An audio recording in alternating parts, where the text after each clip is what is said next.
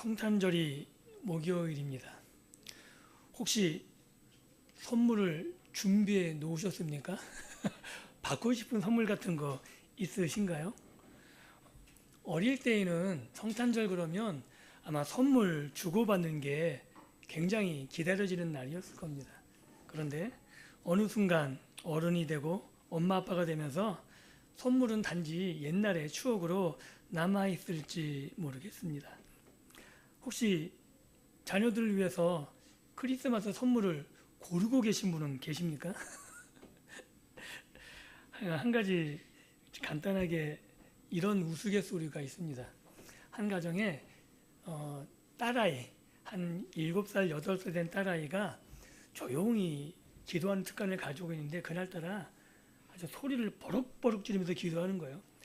하나님, 자전거를 주세요. 빨간색이면 좋습니다. 그러니까 엄마가 깜짝 놀라서, 야, 하나님 귀 안 먹으셨어. 또 그렇게 크게 안 해도 다 알아. 그랬더니 그 딸아이가 뭐라 그랬을까요? 알아. 하나님은 다 들으시는데 옆방에 있는 아빠는 잘 몰라. 예, 얼마나 받고 싶었으면 그 아빠를 통해서라도 그게 받고 싶으면 그렇게 고래고래 소리를 질렀겠습니까? 그죠? 그런데 아마 부모님의 입장이라면 아이가 그렇게 갖고 싶어 하는 것보다 정말 이 아이에게 필요한 것이 무엇인지 아는 건 부모님일 거예요. 그죠? 왜냐하면 7살, 8살짜리가 지금 우리나라 환경 같으면 자전거 끌고 나갔다간 어떻게 될지 누가 알아요? 여러분 같으면 사주시겠어요? 정말 아이에게 필요한 건 부모가 알고 있는 거죠. 이와 마찬가지로 진정한 선물은 내가 원했던 것을 받는 충족의 차원을 넘어서는 거죠. 그래서 진정한 선물은 내가 감히 상상하지 못했지만 나에게 없어서 안 될 가장 절실한 것, 모든 인류에게 허락된 생명이 우리에게 주어진 것이 진정한 선물입니다. 이 사실을 믿을 수 있기를 예수님의 이름으로 축복합니다. 오늘 본문은 바로 그 선물의 이야기를 들려주고 있습니다. 본문은 이렇게 기록하죠. 한 아들이 우리에게 주신 바 되었는데, 이 말씀에 주목해 보십시오. 당시 이스라엘 백성은 하나님께 이런 요청을 드린 적이 없죠. 하나님, 우리에게 아들을 주십시오. 하나님, 우리 죄를 용서해 주십시오. 이렇게 기도한 적이 한 번도 없습니다. 지금 이스라엘은 풍전등화에 같은 상황입니다. 아수르가 몰려오고 전쟁 위기에서 이 전쟁을 승리해야 되는 절체절명의 위기인 거죠. 그래서 이스라엘은 전쟁을 끝낼 강력한 군대, 아니면 이것보다 더 위기를 느끼는 경제, 이 경제를 극복할 탁월한 정책, 혹은 이 모든 위기를 극복할 만한 뛰어난 전쟁 영웅을 원했을지 모릅니다. 그러나 그런 이스라엘의 요청에 하나님의 응답은 전혀 기대하지 않았던, 완전히 이스라엘의 생각을 뒤집는 놀라운 사실이 한 가지 등장하죠. 그것은 하나님이 이스라엘 백성들에게 힘을 주신 것이 아닙니다. 오히려 한 아들, 위로부터 한 아들을 주셔서 그들에게 진정한 평화가 무엇인지, 그들에게 진정 누려야 될 게 무엇인지 말씀을 통해 보여주고 계신 거죠. 이것은 하나님이 주권적으로 베푸신 은혜의 선물입니다. 그리고 이 선물을 우리가 찬찬히 살펴보게 되면 놀라운 역설과 마주하게 되는 거죠. 왜냐하면 이 아기가 왔어도 모두가 인정할 만한 강력한 무엇을 가지고 있다면, 그래 비록 어리지만 뒤에 호위하는 뭔가가 있거나 아니면 그 뒤에 누가 와서 같이 뭘 한다거나 이러면 눈에 보이는 것이 있어서, 야, 그래, 아기지만 그래도 우리가 믿을만하다라고 생각했을지 모르지만 전혀 그런 것이 없는 거죠. 하나님이 보내신 한 아기 구원자의 모습은 강한 용사의 모습이 아니었습니다. 생각해 보십시오. 동물들은 태어나자마자 걷죠. 태어나자마자 자기를 다 보호할 수 있는 뭔가가 있어요. 그냥 혼자 뚝 떨어져도 동물들은 생존합니다. 그런데 인간, 아기는 어떻죠? 태어나면 혼자 생존할 수 없죠. 그 누군가의 도움이 필요합니다. 그런데 갓 태어난 핏덩이, 제 몸 하나 가누지 못한 어머니 품에 안겨야 하는 지극히 연약한 아기의 모습, 이 모습에 무엇을 기대할 수 있겠습니까? 그리고 그 아기의 어깨가 얼마나 강할까요? 그런데 오늘 본문을 보면 놀라운 역설이 드러나 있죠. 그 어깨 위에 정사를 메었고, 정사를 메었다는 건 통치라는 거거든요. 그 위에 이 나라의 모든 짐이 메어져 있다는 얘기입니다. 얼마나 무거운 짐일까요? 그런데 그 짐이 누구에게 메어져 있냐면 한 아기, 엄마의 품에서 이제 보호받아야 되는 그 아기 어깨 위에 정사가 메어져 있다고 선포하는 거죠.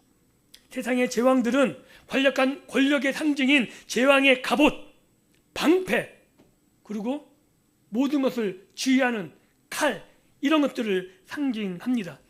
그리고 그것이 어깨 상징으로 드러나죠. 그런데 우리 주님은 가장 연약한 어깨, 그리고 기대할 수 없는 그 환경에서 온 우주의 통치, 그리고 우리 인간들의 운명을 홀로 지셨다고 성경은 말하고 있는 겁니다. 그리고 이뿐만이 아니죠. 이 아기에는 세상 그 어떤 영웅도 감히 흉내낼 수 없는 이름들이 주어졌습니다. 혹시 자녀분들에게 이름을 지어주시죠?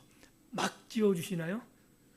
조선시대만 해도 보통 평민들의 이름들은 되게 좀 뭐라 그럴까요? 입에 담기 어려운 게 많았죠. 개똥이 뭐 이런 거. 네, 왜 그렇게 지었는지 아시죠? 귀신들이 잡아가지 말라고요.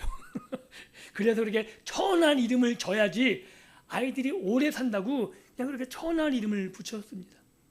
그런데 지금 우리들이 아이들의 이름을 지으면 어떻게 짓죠? 가장 멋있고 훌륭하고 아름답게 살라고 이름들을 짓지 않습니까? 특별히 성경에 나타난 이름은 더더군다나 그 이름 그대로 어떤 영향력을 가지고 있음을 통해 알게 되는 거죠. 야곱이 발 뒤꿈치를 잡은 자, 속이는 자, 이런 창피한 이름이었지만 하나님이 그 이름을 바꿔주시죠. 어떻게 해요? 이스라엘로, 하나님과 겨루 이긴 자로, 하나님이 책임지는 하나님의 소유된 자로 그 이름이 부여되고, 또한 그 이후에 거의 이름에 걸맞는 삶을 살아가게 됩니다. 그런데 오늘 본문에 이 아기의 이름이 이렇게 소개되어져 있죠.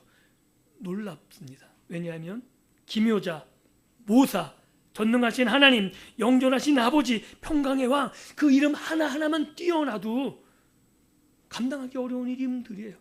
우리 아이가 이런 이름을 갖고 살아간다 그러면, 그 이름에 걸맞는 삶을 살아간다면 놀라운 축복이라 말할 수 있지 않을까요? 그런데 이 모든 이름이 한 아기에게 주어졌다고 말하고 있는 거죠. 그리고 이 이름의 끝에 평강의 왕, 평화라는 이름을 가져도 인간은 갈등 속에 살아가는데 이 아기가 이 땅에 옴으로 말미암아 이 땅의 평화가 실현된다고 말하고 있는 겁니다. 그리고 그 이름을 걸맞게, 그 이름에 걸맞게 평강의 삶을 이 땅에 오게 하는데 그분이 전능하신 하나님으로 모든 것을 완벽하게 이루실 그 모습으로 오게 되었다고 말하고 있는 거죠. 사랑하는 성도 여러분, 그래서 오늘 우리는 오늘 본문 말씀을 통해서 이 놀라운 선물의 포장을 한번 열어볼까 합니다. 하나님께서 우리에게 한 아기를 너무나 귀하게 포장해서 주셨거든요. 그래서 가장 연약한 모습으로 오셨지만 가장 위대한 통치를 가져오신 분, 우리가 요청하지 않았지만 우리를 너무 사랑하셔서 예수 그리스도를 우리에게 주신 그 하나님, 그 그리스도를 만난 복된 시간이 될 수 있기를 예수님의 이름으로 축복합니다. 우리가 먼저 살펴볼 주제는 하나님은 이 어둠을 뚫고 구원을 주시기 위해서 무엇을 주셨는가 하는 거죠. 우리가 이 본문을 통해서 하나님이 주신 것, 이것이 무엇인지 살펴볼 수 있어야 되는 겁니다. 그래서 6절이 이렇게 이야기를 시작합니다. 이는 한 아기가 우리에게 낳고 한 아들을 우리에게 주신 바 되었는데, 하나님의 대답, 이스라엘의 구원을 위한 하나님의 대답은 놀랍게도 한 아기였다는 사실이죠. 전쟁의 소문이 흉흉하고 군화 발자국 소리가 요란한 그 시대에 이제 아수르가 막 쳐들어와서 이스라엘이 풍전등화에 놓인 이 시기에 하나님이 대안으로 주신 것이 가장 연약하고 무력해 보이는 갓난 아기라는 사실입니다. 세상의 관점으로 볼 때 이스라엘이 기대했던 것과는 전혀 동떨어진 거죠. 너무나 어리석어 보입니다. 여러분들, 아기가 최소한도 무엇인가 하려고 그러면 시간이 지나야 되는 거잖아요. 이 아이가 용맹하다, 이 아이가 우리나라의 구원을 맞다고 쳐요. 그렇더라도 이 아이가 장성할 시간이 필요하잖아요. 그런데 이스라엘은 지금 당장 필요하거든요. 지금 당장 영웅이 필요하고 지금 당장 구원할 사람이 필요한데 하나님이 주신 것이 한 아기, 아무것도 할 수 없는 그 아기로 이 땅에 보내신다라고 말하는 거죠. 그래서 이스라엘은 기대할 수 없습니다. 너무나 어리석어 보이고 너무나 연약해 보이기에 아무것도 기대할 수 없는 거죠. 아수르의 강력한 철병거에 맞서긴, 그리고 경제가 이제 완전히 망해가는 이 시기에 어떤 지혜를 가지고 정책을 펼치기에 그 아이는 아무것도 할 수 없어 보입니다. 그러나 이것이 하나님의 구원 방식입니다.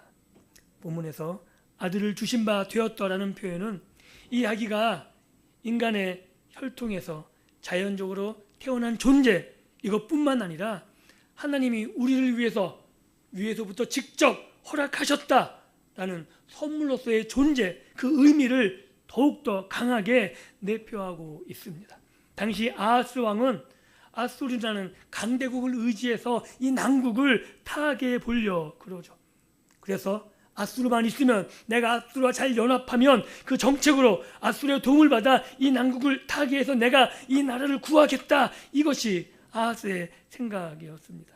그런데 하나님은 힘이 아니라, 인간의 지혜가 아니라 여자의 후손으로 오실 메시아 임마누엘을 통해 구원하실 것을 오늘 이사야 9장 6절부터 나오는 본문을 통해 말씀하고 계신 겁니다. 우리는 이 사실을 믿을 수 있어야 하는 거죠.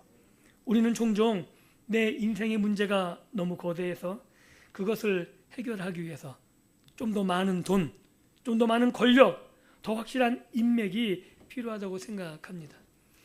혹시 요새 특검에 대한 이야기, 이런 얘기 좀 들어보셨습니까? 그게 결국은 내가 문제를 해결하기 위해서 인맥을 찾고 권력을 찾고, 그래서 그것을 얻기 위해서 돈을 투자하고, 그래서 전부 다 걸려 들어가는 거잖아요. 안 그런가요? 그런데 하나님이 아니라면, 나 혼자 내가 모든 것을 책임져야 된다면 그것처럼 합리적인 방법이 없죠. 내가 돈을 인력 투자해서 내 전 재산이 보호되고 더 많은 돈을 벌 수 있다면 안 하시겠습니까? 그게 보장된다면 더 나은 삶을 위해서 우리 자녀에게 더 많은 것을 물려주기 위해서 뭔들 못하겠습니까? 그게 이 당시 아하스의 모습이었잖아요. 그 아하스와 우리는 전혀 다르지 않는 겁니다. 왜냐하면 하나님은 우리가 기대하는 것과 전혀 다른 방식으로 일하시기 때문에 그렇습니다. 하나님은 가장 낮고 연약한 모습으로 베들레헴 구유에 누이신 예수 그리스도를 통해서 구원을 시작하셨다고 말합니다. 아무도 기대하지 않은 방식, 오죽했으면 예수님이 그러잖아요. 내가 내 백성에게 왔지만 내 백성이 나를 알지도 못하였고 오히려 나를 배척했다라고 예수님 친히 그렇게 말씀하셨습니다. 우리라고 다를까요? 하나님이 동일하게 우리에게 이렇게 일하신다면 여러분들 믿을 수 있으시겠습니까? 그런데 기억해야 합니다. 그리고 주목하셔야 합니다. 하나님이 일하시는 방식은 세상 방식과 다르고 우리가 기대하는 방식과 전혀 다른 거죠. 바로 이것이 오늘 우리들이 함께 살펴봐야 될 성탄의 신비입니다. 하나님은 우리의 힘을 키워 세상을 이기게 하는 것이 아닙니다. 오히려 당신의 사랑하는 아들, 하나뿐인 유일한 아들, 그 독생자를 우리 삶의 가장 낮은 곳에 보내심으로 우리와 함께 하십니다. 이것이 하나님의 은혜인 거죠. 그래서 우리의 구원은 내가 정치하는 성취가 아닙니다. 내가 나를 구원하는 것이 아니고, 내가 내 가정을 지키는 것이 아니고, 내 입으로 하는 것이 아니라 하나님께서 주시는 선물로 이 모든 것이 시작됩니다. 즉 문제 해결도 내가 원하는 방식으로 되어지는 것이 아니라 하나님이 내 삶에 함께 하심으로, 하나님이 개입하심으로 시작되는 거죠. 그래서 그때 나의 연약함을 덮으시는 하나님을 시작하게 되는 겁니다. 그래서 하나님을 경험하는 것이 신앙생활에 있어서 가장 중요한 거죠. 예배를 드리고 기도를 하고 중요합니다. 그런데 예배와 기도와 찬양의 모든 신앙생활을 통해서 하나님을 경험하셔야 됩니다. 내가 하나님을 경험하면 우리 아이들에게 할 말이 있는 거예요. 자신 있게 하나님이 너를 지키신다. 단지 지식적인 것이 아니라 나를 지키신 하나님을 내가 알기에 내가 기도하면서 우리 자녀들에게 말할 수 있는 거죠. 오늘 이 하나님의 우리에게 허락하신 이 성탄의 신비를 생각하면서 나를 지키시고 보호하셨듯이 나의 연약함을 덮으시듯이 앞으로도 나의 삶을, 우리 자녀의 삶을 하나님이 덮으시고 책임지심을 믿으면서 나아갈 수 있기를 주님의 이름으로 축복합니다. 그리고 다음으로 살펴볼 내용은 아기에 관한 거죠. 왜냐하면 선물의 내용이 아기거든요. 그렇다면 이 연약해 보이는 아기가 도대체 누구일까요? 이사야서는 이 아기의 어깨에 정사를 메었다라고 분명하게 기록하고 있습니다. 고대 근성 그 당시에 역사적인 배경에서는 열쇠를 어깨에 매는 그런 이미지들이 있어요. 그게 뭐냐면 전권을 위임받은 통치자, 이게 정사를 메었다는 의미입니다. 즉 이 아기는 단순한 아기가 아니라는 거죠. 온 우주를 다스릴 왕권을 지니신 분이라는 사실입니다. 그리고 이어지는 그분의 이름은 이 왕이 어떤 분인지, 어떤 성품인지, 어떻게 우리를 다스릴지 자세하게 보여주는 거예요. 그래서 우리가 이 시간 그 이름을 살펴보면서 한 아기, 우리에게 주신 그 아기 예수 그리스도가 어떤 분인지 함께 살펴보겠습니다. 첫째, 이사야서는 그 아기의 이름을 이렇게 기록합니다. 기묘자와 모사. 기묘자가 영어로 원더풀이에요. 원더풀. 모사는 어떤 좀 모사란 말이 안 좋은 그런 뉘앙스 아니요. 지혜자, 탁월한, 참모라고 이해하시면 좋을 것 같습니다. 즉 예수님은 하나님의 일을 탁월하게 성령의 지혜로 그 모든 일을 어떤 불합리함 없이 완벽하게 이루실 분이라고 그 이름에서 소개하고 있는 거죠. 그래서 우리가 인생의 막다른 골목에서 당황할 때 우리가 기대하지 않은 방법으로 하나님이 우리의 길들을 열어주시고 또한 우리의 구원조차도 하나님의 방법으로 우리가 기대하지 않았던 방식으로 이루심을 믿을 수 있었으면 좋겠습니다. 그리고 두 번째로 이렇게 이야기합니다. 그분을 전능하신 하나님. 우리는 막상 전능하다 그러면 그냥 올마이티 정도 생각하는데 이 당시에 전능하다는 얘기할 때는 성경의 의미로는 이런 의미예요. 용사이신 하나님. 즉 하나님이 앞서 싸우신다는 겁니다. 현대 전투는 장군들이 앞서 나가지 않습니다. 그죠? 장군은 뒤에서 조정하고 병력들이 앞에 나가요. 근데 옛날 전투 아시죠? 일기토, 뭐냐면 장수끼리 먼저 붙어요. 그래서 장수가 이기면 그 전쟁은 이기는 거예요. 삼국지 같은 경우 관우, 장비 이런 용장이 나가서 한번 싹 하면, 그리고 성경에도 다윗과 골리앗, 다윗이 이기니까 그 전쟁을 이기는 거잖아요. 여기서 전능하신 하나님, 용사이신 하나님이 이런 의미인 거죠. 즉 하나님이 앞서 나가 싸우신다는 겁니다. 하나님이 앞서 나가셨기 때문에 우리가 싸워서 이기는 게 아니라 이런 의미예요. 전리품을 취하러 가는 거죠. 싸움은 누가 하신다고요? 용사의 신 하나님이요. 그리고 우리는 그 싸움에 참여해서 전리품을 참여할 뿐입니다. 그런데 전쟁의 용사신 하나님이 오늘 본문에는 아기로 표현되어 있죠. 이해하십니까? 지금 여러분들의 아기가 용사라고 막 우쭈쭈하면서 전쟁에 앞서 내보내면 어떻게 될 것 같아요? 말이 안 되는 거잖아요, 말이. 이런 의미예요. 아기 예수님은 그런데 연약해 보이지만 그 본질은 죄와 사망의 권세를 깨뜨리는 강력한 용사라고 말하고 있는 거죠. 단지 눈에 보이는 것이 다가 아니라 그 아기를 통해서 하나님이 죄와 사망의 통치에 허덕이는 우리를 구원하기 위해서, 그 죄와 사망의 통치를 깨뜨리기 위해서 그를 보내셨고, 그분은 그 일을 완벽하게 성취하셨다고 성경은 기록하고 있는 겁니다. 그래서 사도 바울은 로마서에서 그 어떤 권력, 심지어 죽음조차도 그를 이길 수 없다고 분명하게 말하고 있는 거죠. 우리는 나의 연약함 앞에서 좌절하게 됩니다. 그러나 그러지 마십시오. 왜냐하면 내가 나를 책임지지 않습니다. 내가 나를 책임져서 내가 모든 것을 이루는 것이 아니라 진정한 안전은 용사이신 예수 그리스도 앞에, 예수님이 앞서 나갈 때 내가 그 뒤에 있을 때 가장 안전하고 승리를 쟁취할 수 있는 겁니다. 그리고 이사야는 계속해서 그분을 한 아기를 영존하신 아버지라 말합니다. 그 옛날에는 왕을 아버지라 부르는 고대 관습이 있었죠. 그래서 다윗도 사울에게 아버지여라고 말하는, 즉 아버지가 모든 백성들을 책임진다는 의미입니다. 그런데 한번 기억해 보십시오. 우리나라의 왕들이 아버지 같은 왕이 있을까요? 엄한 아버지 떠올리시지 마시고 자상한 아버지 같은 임금의 그런 모습을 한 군주가 얼마나 되겠습니까? 우리나라만이 아니라 세계 전제 군주 시대에 왕이 백성을 참으로 포용하고 아주 인자한 아버지 같은 왕이 얼마나 존재했을까요? 오히려 왕은 백성의 착취를 위해서 착취하고 그 착취를 통해서 자신의 부를 축적합니다. 그리고 자신의 영토의 욕망, 영토를 확장하는데 누구를 동원해요? 백성들을 동원하죠. 백성은 소모품에 불과합니다. 그래서 세상의 왕, 전제군주는 참된 아버지가 될 수 없는 거죠. 그런데 하나님이 보내신 한 아기, 그는 영존하신 아버지이십니다.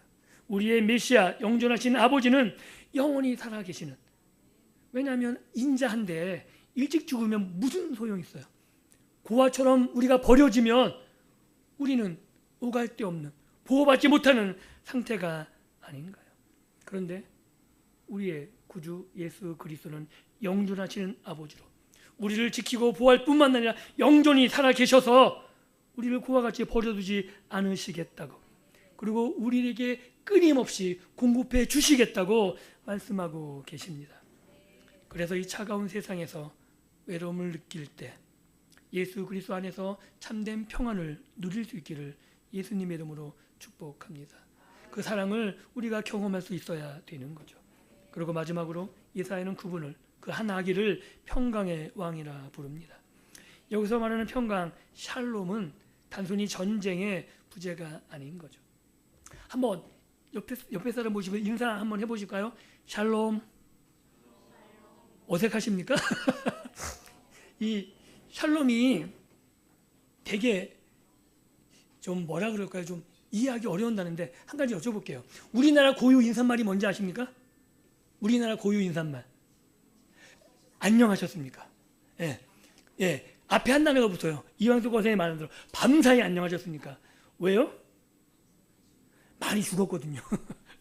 그러니까 안녕이라는 단어는 안녕하지 못했기 때문에 인사하는 거예요. 안녕하시냐고 묻는 겁니다. 안녕하기를 빌면서. 그렇다면 샬롬이란 인사말은 왜 샬롬이라고 되어졌을까요? 샬롬하지 못했거든요. 그래서 인사말이 샬롬이에요. 이스라엘이 샬롬을 느꼈던 시기가 한 다윗 후반기 한 20년, 솔로몬 전반기 20년, 한 40년 정도만 샬롬했어요. 평화가 없고 모든 경제가 집중되고 정말 풍요로웠어요. 그 외에는 이스라엘이 샬롬을 누린 적이 한 번도 없습니다. 언제나 전쟁의 한복판에 있었고요. 경제는 휘몰아쳤고요. 제대로 살아간 적이 없어요. 그래서 그들이 샬롬을 염원하죠. 하나님이 자신들에게 샬롬을 주시기를 염원하는 마음으로 인사한 말이 뭐라고요? 샬롬이요. 그게 샬롬입니다.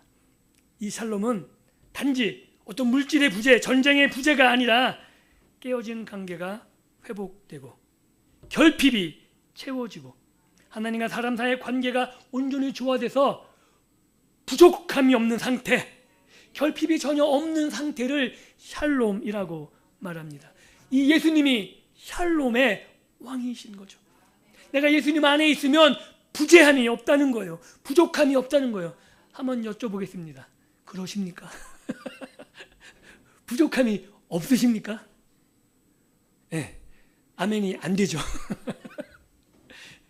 그런데 왜 우리가 그렇게 느끼냐면 우리가 원하는 샬롬이 단지 물질적인 것에, 세상적인 것에 꽂혀 있기 때문에 그렇게 느껴지는 거예요. 지난 시간에도 설명드렸듯이 지금 우리의 삶이 조선시대 왕보다 낫다니까요. 알고 계십니까? 여러분 지금 다 여기 청년 빼곤 50살 다 이상 되시죠, 그죠? 조선 왕의 수명보다 길어요, 여러분들이. 그런데 왜 내가 샬롬하다고 못 느끼냐면 상대적이요. 나보다 나은 사람들이 많아 보이고 내가 가진 것이 없어 보이고 그래서 내 삶이 샬롬하지 않은 것처럼 느껴지는데 좀 돌이켜 보십시오.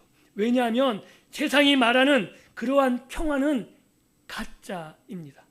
가짜 샬롬을 우리에게 주는데 내게 좀 더 많은 물질, 내게 좀 더 나은 편안함, 이런 것들, 더 나은 시스템의 질서들, 그런데 그것들이 진정한 평화가 아닌 거죠.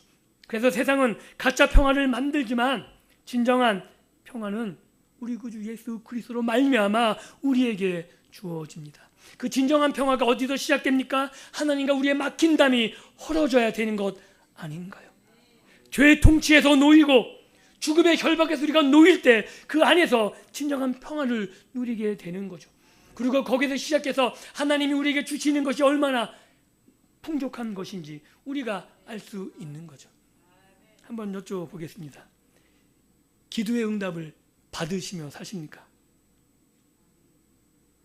대답이 이양수 권사님이 없으시네요. 우리가 기도의 응답을 못 받았다고 느끼는 이유는 욕심 때문이에요. 여러분 필요한 것만 구하십니까? 아니죠. 우리는 필요한 것을 구하는 게 아니라 대부분 욕심을 구합니다. 돌이켜 보십시오. 하나님이 우리의 필요를 채우시지 않은 적이 없으십니다. 그런데 그 이상이 아니기 때문에 우리는 언제나 받지 않은 것처럼, 언제나 하나님이 나에게 주신 것이 없는 것처럼 느껴지지만 우리의 삶을 돌이켜보면 하나님이 한 번도 그냥 지나치신 적이 없고 내가 기도하지 않았음에도 불구하고 가장 좋은 것으로 주셨으며 가장 바르고 옳은 길로 나를 인도하셨음을 우리는 고백할 수밖에 없을 겁니다. 그래서 우리의 삶의 현장에서 겪는 갈등, 불안, 내 내면의 소란함, 이런 것들이 예수 그리스도 안에서 샬롬의 왕 되시는 예수 그리스도 안에서 잠잠해지는 것이고 내가 예수님을 나의 주인으로 우리 가정을 예수님이 다스리실 때 진정한 평안을 맛볼 수 있게 되는 겁니다. 우리는 정치적 상황이 좋아지거나 경제가 나아져서 편안한 것이 아닙니다. 우리의 상황은 한 번도 나아질 수 없죠. 세상은 언제나 소란스럽고 세상은 나아지지 않습니다. 아십니까? 야, 우리 때는 안 그랬어. 그 옛날부터 전해 내려온 유명한 격언이죠. 우리 때는 안 그랬어. 앞으로 우리 자녀들도 크면 그 말 할 거예요. 우리 때는 안 그랬어. 세상은 절대 나아지지 않습니다. 상황은 아수라장일지라도 내 인생의 통치권이 샬롬의 왕 대신 예수 그리스도의 어깨에 있음을 믿기 때문에 우리는 세상에서 주지 않는, 세상에서 누릴 수 없는 평안을 누리며 살아가는 겁니다. 이 평안으로 충만하기를 예수님의 이름으로 축복합니다. 그리고 이제 가장 중요한 핵심적인 주제, 하나님이 허락하신 이 아기가 가져올 나라에 대해서 말해보고 싶습니다. 왜냐하면 본문이 이렇게 기록하고 있죠. 그 정사와 평강의 더함이 무궁하며. 이건 이스라엘의 소망이었어요. 이스라엘은 하나님 나라가 되어서 전 세계를 철권 통치하는 게 꿈이었습니다. 이스라엘 장치도 왜 예수님이 죽었냐면 예수님이 자신들이 기다린 정치적인 메시아가 아니기 때문에 죽였어요. 예수님을 왕으로 막 모시려고 그랬어요. 군중이. 왜? 그가 일으키는 기적들, 죽은 자를 살리고 5천 명을 먹이고, 야, 이런 능력이면 우리가 로마를 뒤집고 전 세계를 지배할 수 있다고 생각했는데 예수님은 그 일을 단호하게 거부하시죠. 그래서 자신들이 기다렸던 정치적인 메시아, 전 세계를 지배할 철권 군주가 아님이 확인되자마자 예수님을 버리고 그를 십자가에 못 박습니다. 그런데 그걸로 끝나지 않은 거죠. 하나님께서는 다윗에게 주셨던 언약을 잊지 않으신 겁니다. 다윗에게 내 집을 보존하고 내 집을 영원히 주겠다고 약속하셨거든요. 그런데 그 약속이 예수 그리스도 안에서 무너지지 않는 하나님 나라로 이 땅에 임했다고 성경은 말하고 있습니다. 그리고 그 나라의 통치 원리가 중요하죠. 아브라함에게 말씀하셨던 공도, 의와 공도의 나라, 지금 우리식으로 표현하면 정의와 공의가 흐르는 나라가 하나님 나라의 통치 원리라는 거죠. 그리고 성경은 이렇게 분명히 이야기합니다. 만군의 여호와의 열심히 이를 이루리라. 믿으십니까? 세상은 정의롭지 않습니다. 그렇죠? 여러분, 어떤 일이 당해서 내가 억울할 때 보통 사람들이 이렇게 얘기합니다. 법대로 하자. 그런데 법대로 되던가요? 우리나라의 법을 믿으십니까? 세계의 가장 완벽한 법, 그 어떤 법보다 완벽한 법이 우리나라 법이에요. 그런데 그 법의 보호를 받으십니까? 아니죠. 법 위에 군림하는 사람이 있다는 그 느낌을 지울 수가 없는 것 아닌가요? 그런데 예수 그리스도께서 다스리시는 나라는 법이 아닐지라도 정의와 공도로 연약한 자가 눈물을 흘리지 않는, 하나님께서 눈물을 닦아주시고 그 모든 사람들에게 기쁨이 흘러넘치는 나라를 세우시겠다고 그 아들을 통해서 말씀하고 있는 겁니다.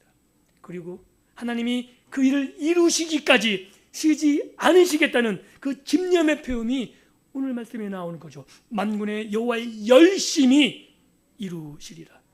하나님은 절대 포기하지 않으십니다.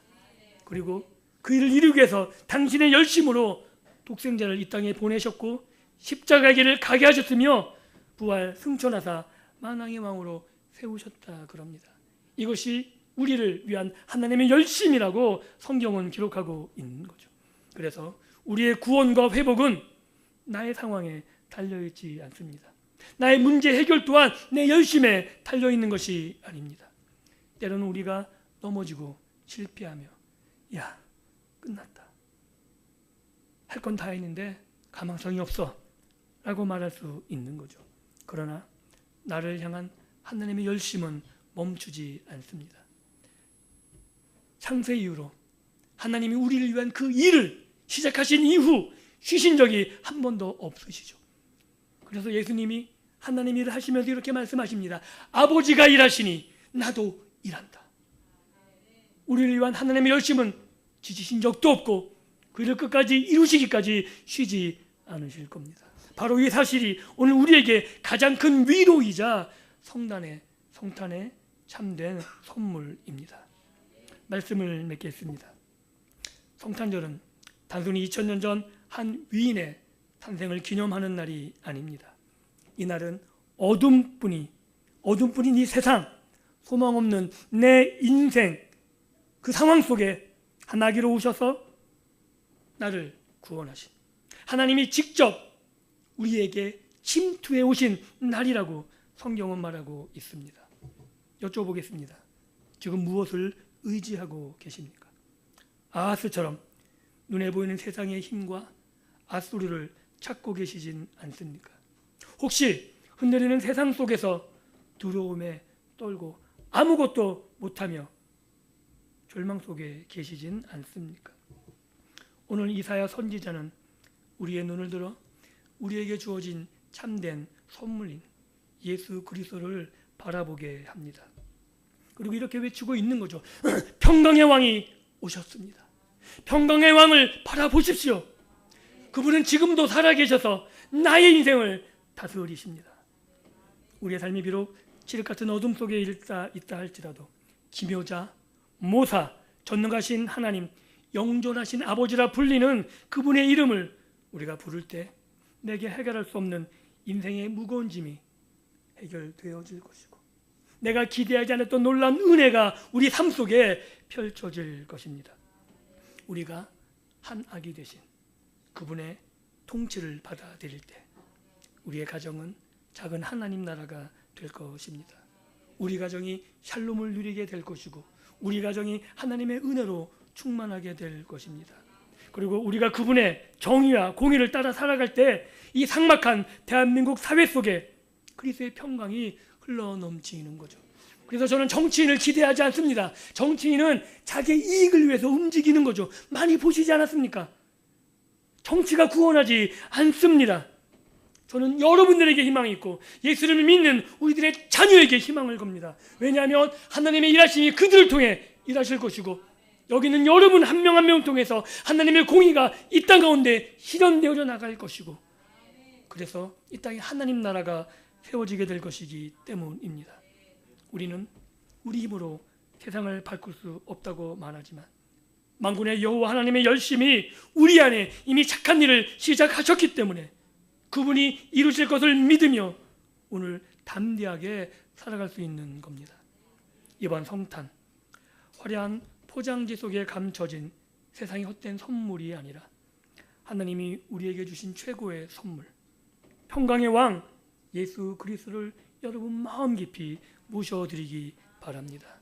그리고 그분이 주시는 참된 샬롬이 여러분들의 가정과 그리고 일터 여러분들이 있는 그곳에서부터 시작돼서 이 나라, 이 민족 위에 영원토록 퍼져나가고 하나님의 샬롬이 여러분 때문에 이 땅 가운데 임하는 은혜가 있어지기를 예수 그리스도 이름으로 축복합니다. 기도합니다.